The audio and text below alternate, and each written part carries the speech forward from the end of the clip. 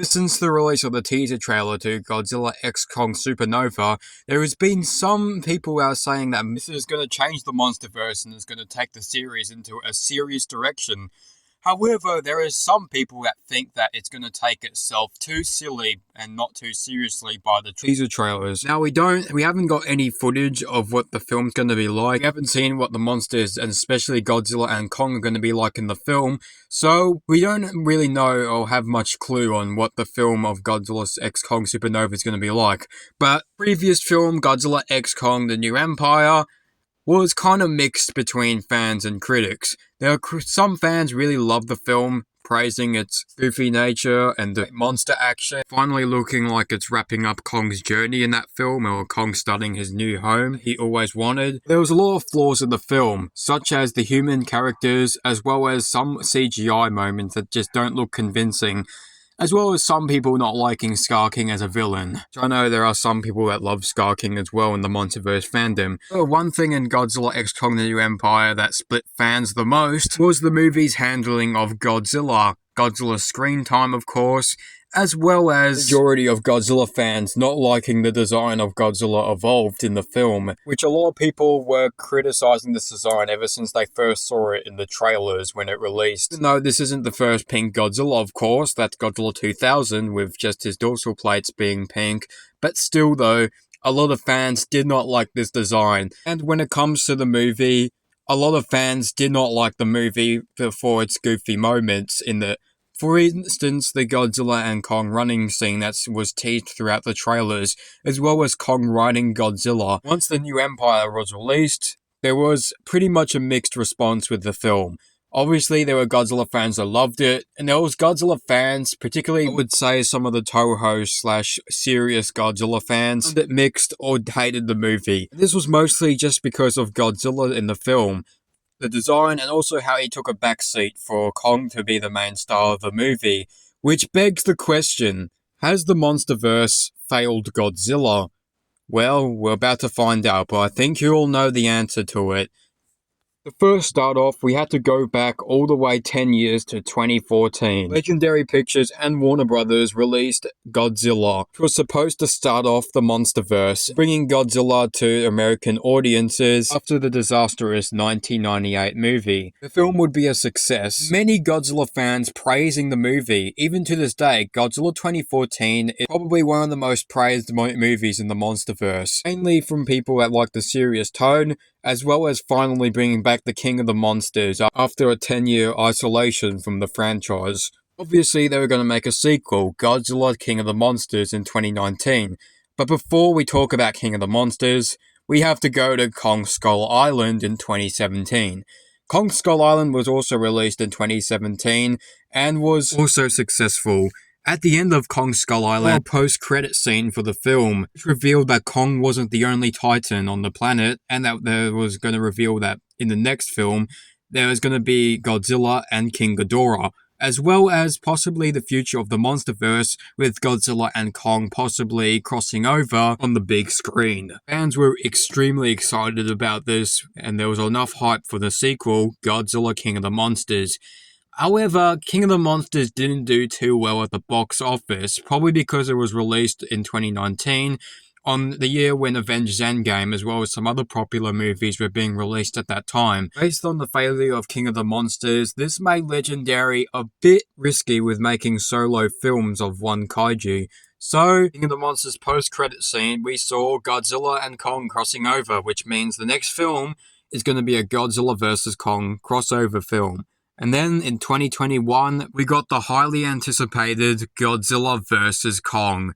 This movie brought back theaters after a long isolation because of COVID and literally smashed the box office. However, what was entirely unknown was what was next for Godzilla vs. Kong. There was no post-credit scene at the end, so what could the next film in the Monsterverse be? Well, come to 2024, and Legendary releases Godzilla X Kong The New Empire, the sequel to Godzilla vs. Kong. This is when fans will probably say this is when the Monsterverse fell off or jumped the Godzilla, except for Jump the Shark. That was just my own joke. Criticism about the latest Godzilla and Kong movies was that Godzilla doesn't have much screen time. I remember back when 2014, and people still say that Godzilla doesn't have enough screen time in that movie. However, I do hear a lot of people say that Godzilla doesn't have much screen time in the two Godzilla vs. Kong movies. People will say that the main focus of the films is on Kong. Well, I'm actually going to say that I disagree with all those people that disagree with that.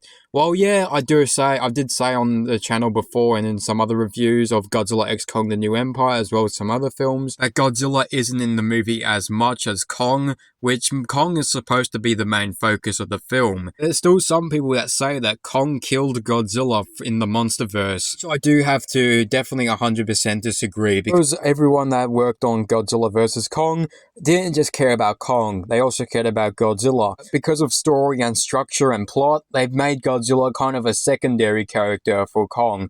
And the main reason why Kong is mostly in these movies is because Kong is probably the most relatable character out of Godzilla and Kong, if I'm being honest. Now, Godzilla can express himself, but there's strict rules in Toho. And the strict rules are that one of the strict rules is that Godzilla isn't allowed to make emotions or something like that, which is kind of a stupid rule. Maybe I'll go over Toho's strict rules with Godzilla, maybe that'll be another video. But Godzilla can be used for emotions. However, I do think the most emotional it might be Kong, because Kong has expressive behavior just like a human can, because he's technically a giant ape. And also because, I think that Kong needs his chance on the big screen. Kong hasn't really been able to flesh himself out in films. Ever since the 1933 original to 2005, King Kong has just been the same old movie that started with the original that kept on getting rebooted since 2005. Now, don't get me wrong, there has been some solo Kong films like King Kong Lives, King Kong Escapes. But those are a small majority of films that are not that great, if I'm being honest. Well, except for King Kong Escapes. But he hasn't had his own breakthrough into a solo film, which is why I think the Monsterverse is mainly focusing on Kong as the main protagonist or monster protagonist of the films. Now, that might change in Godzilla X Kong Supernova, with Godzilla being the protagonist, but you never know. Now we're going to reach on to the final bit, and that's talking about Godzilla himself and how he's represented in the Monsterverse. And this is where I think a lot of people criticize the Monsterverse on where it's going with Godzilla. And this is why I asked this question on why the Monsterverse is failing Godzilla. We'll jump back to 2014 again. In that film, Godzilla is pretty much the exact same as he once was in the 54 film. However, he's definitely different in this film. He's not a villain and he's not a hero. He's mostly just a force of nature to be reckoned with. Yeah, he'll protect the city from the Mutos, but he's mainly doing that just because he sees them as a threat to the natural world, which is why they have to be stopped. And the tone throughout Godzilla 2014 was super serious as well. Then we jump to King of the Monsters. Now in this film, I would say that they're still sticking with the 2014 tone, but however, this is when it starts to bend a little bit, with Godzilla mainly being that hero role. Now, don't get me wrong, he is also as force of nature as well in this role. However, I would say King of the Monsters is kind of more of a hero-like role. It's like in the later parts of the Showa Godzilla series. At the end of King of the Monsters, he finally gets his crown and is now King of the Monsters. But then we get to Godzilla vs. Kong, and there's a bit of a shift going on here. Godzilla is destroying cities, and that's mainly because he's after Apex Cybernetics, because they're making Mechagodzilla, which will obviously destroy Godzilla, which is what Apex's master plan is, to destroy all the Titans as well as Godzilla with this new Mechagodzilla. And throughout the film, Godzilla is kind of evil, I guess. As and until the end of the film, with Mechagodzilla showing up and Godzilla and Kong defeating him. So it looks like Godzilla is normal and heads back to the ocean.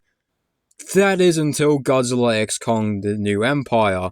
This time, Godzilla is still like he was in King of the Monsters. He fights Titans, and then he also is trying to grab energy just so he can evolve. He fights Tiamat, which makes him even more powerful and turns him into evolved Godzilla. And it's the same shenanigans, Godzilla and Kong fight, but Godzilla ends up losing to Kong, with Godzilla teaming up with Kong again. Then there's a huge fight in Hollow Earth, which we get that goofy Godzilla run, and then one more fight in Brazil at the end of the film, and that's really it for Godzilla. Godzilla doesn't make a final punch to Skull King. Kong this time takes the victory. And all in all, I mean, Godzilla goes back to the Colosseum and sleeps. And that's really it for Godzilla in Godzilla X Kong The New Empire. Which really is really short. Is it really that short? Probably not. We get to the point where people don't like that Godzilla is taking a silly approach in the films lately, and the people really want that the Monsterverse Godzilla to be exactly like Godzilla Minus One, which is absurd because I don't think that Godzilla Minus One's effect will work on the 2014 Godzilla, because Minus One Godzilla is supposed to be its own beast, unlike Godzilla in the newest Monsterverse films. So has Godzilla gone silly? The answer is no. It definitely feels like it. That's because Legendary have kind of embraced the Showa era quality of those late Showa films into the Monsterverse, which there's nothing wrong with that. Which I do get why not a lot of people, especially the new Monsterverse fans, not like those old Showa films, because they're cheesy and goofy watching them to this day, but a lot of Toho fans really love those movies. And so there's a lot of fighting back and forth between Monsterverse fans and Showa fans about the tones of their movies, which, I'm gonna be honest, is all ludicrous. The Toho era, as well as the Monsterverse, all have great movies. Some serious, some silly, but all in all, both represent Godzilla in those films. If it was the 1998 film, that would be another story. I feel like the Monsterverse definitely taps into the more Toho side a bit more. And hey, there's nothing wrong with that. So, the Monsterverse hasn't failed Godzilla.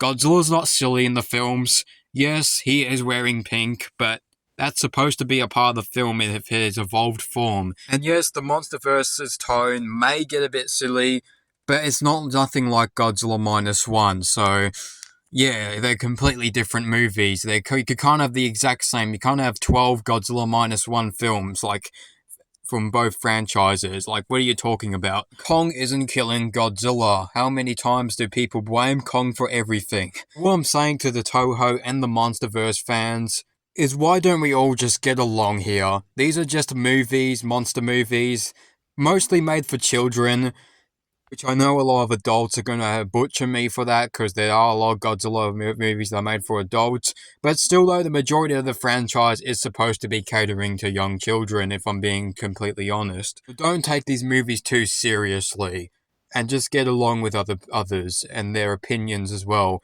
But anyway, that's all I got for today. Thank you all so much for watching. Please like and subscribe, and I'll see you on the next adventure.